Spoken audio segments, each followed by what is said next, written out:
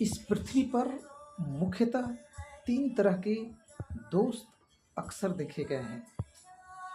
पहला आयुर्वेद दोस्त, दूसरा हेमोपैथिक दोस्त और तीसरा अंग्रेजी यानी कि एलोपैथी दोस्त।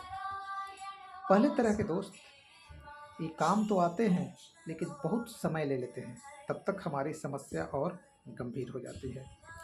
दूसरे तरह के दोस्त ये काम तो आते हैं, जब तक हम अच्छे रहते हैं तब तक ये काम आते हैं, और जैसे ही हम बुरी स्थिति में फंसते हैं ये हमारा साथ छोड़ देते हैं। यानी जब तक इनके साथ रहेंगे तो अच्छा है, जैसे ही इनकी साथ छूटी हमारी समस्या बनी की बनी रह जाएगी।